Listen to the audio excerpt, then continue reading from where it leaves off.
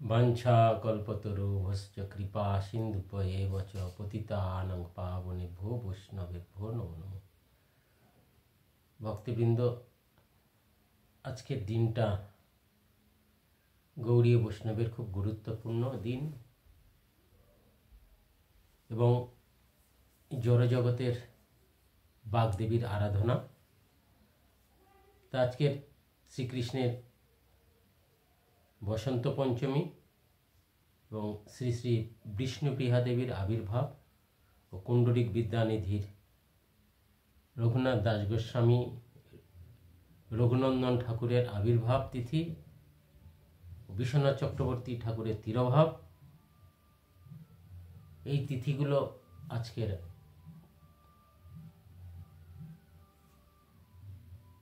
আজকে বিশেষ করে আমরা জানব যে বিষ্ণুপ্রিয়া দেবীর আবির্ভাব এবং এই বাগ সরস্বতী দেবীর আরাধনা। সকলেই জানে সরস্বতী মানে এই জড়জগতের যে আমাদের দুর্গা দেবীর মেয়ে সরস্বতী দেবী, তার আরাধনা। যারা এই জড়বিদ্যা লাভ করতে চান তারা এই বাগদেবীর আরাধনা করেন, কিন্তু এটা যথার্থ আরাধনা নয়। প্রভুপাদ বলেছেন পরাবিদ্যা এবং অপরাবিদ্যা, বিদ্যা দুই প্রকার আছে।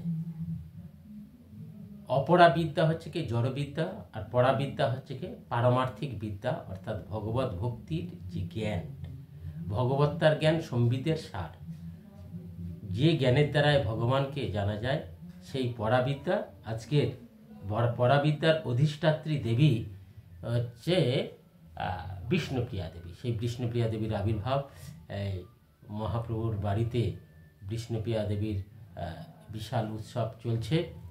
সেই সনাতন মিশ্রের কন্যা, অর্থাৎ আমরা যেটা লীলা শক্তি পাই, ভূশক্তি, লীলা শক্তি, এই যে লীলা শক্তি, যে মহাপ্রভুর লীলাতে সহায়ক হয়েছিলেন যে বিষ্ণুপ্রিয়া দেবী, সেই বিষ্ণুপ্রিয়া দেবীর আবির্ভাব আজকের।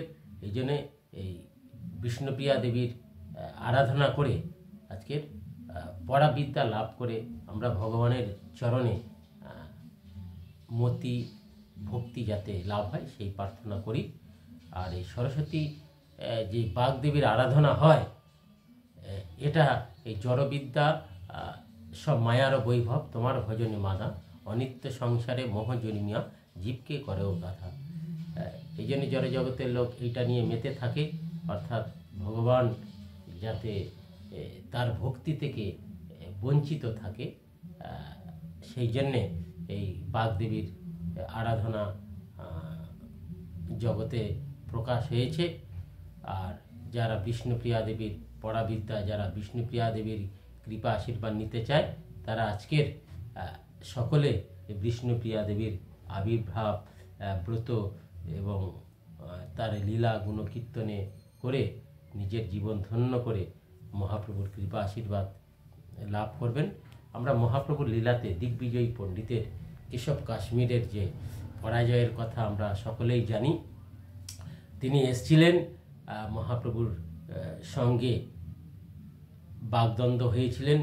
তিনি মনে করেছিলেন যে নিমাই পণ্ডিত সাধারণ একটা পণ্ডিত, কিন্তু সেই কেশব কাশ্মীর তিনি ছিলেন সরস্বতী দেবীর বরপুত্র। এই বলে অপরামুখী বলে না, এই ওনার বাগদেবীর পুত্র, বরপুত্র ছিলেন।